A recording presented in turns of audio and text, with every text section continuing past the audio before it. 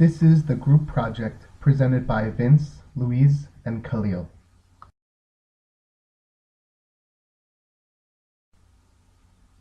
Discourse, as defined by Celsa Marcia and Olstein 2000, is a unit of coherent language consisting of more than one sentence.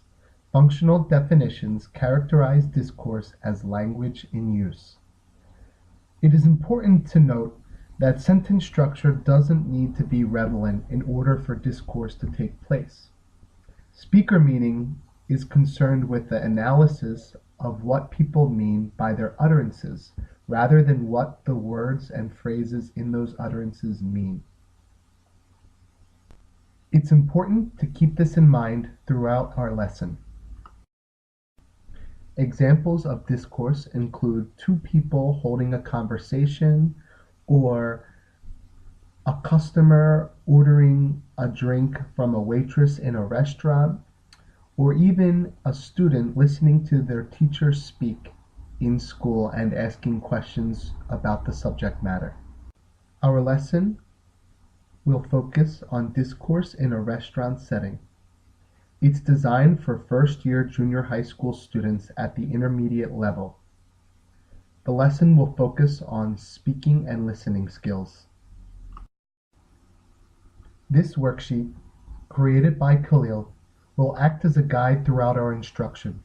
It shows warm-up questions and expressions the students will attain from the lesson. Students will learn a variety of vocabulary words and phrases relating to a restaurant situational environment, establish the meaning of the words and phrases as they are used in the context of a restaurant setting, and be able to express themselves using input and output devices with the phrases and concepts taught. How can instructors approach this lesson utilizing discourse in a contextual restaurant setting with a focus in speaking and listening?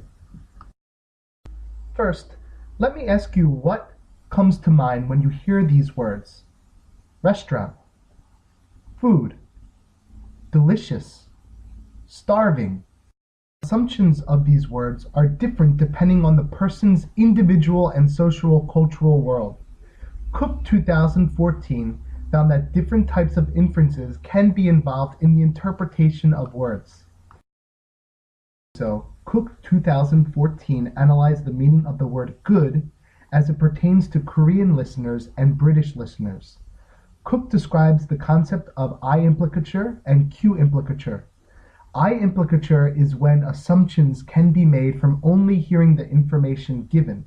However, in Q implicature, the listener hears something said and doesn't make assumptions of what isn't given. To better explain this concept, Cook 2014 uses this example. If I say Lee Chung-yong is a good soccer player, Koreans tend to listen to this sentence making assumptions using I implicature and may think that good meaning is excellent or the best. However, the British interpretation of listening to the word good would use Q implicature and not assume good meaning is best. They tend to think good meaning is not excellent and not that bad.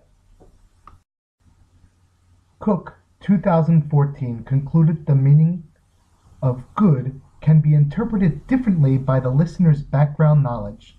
The Q principle may not be as adequate as the I principle in interpreting language. So, how can instructors approach this lesson utilizing discourse in a contextual setting with a focus in speaking and listening? In order to do so, it is important to provide just enough information that the student needs in order to interpret the discourse of the expressions being used, as according to the I implicature.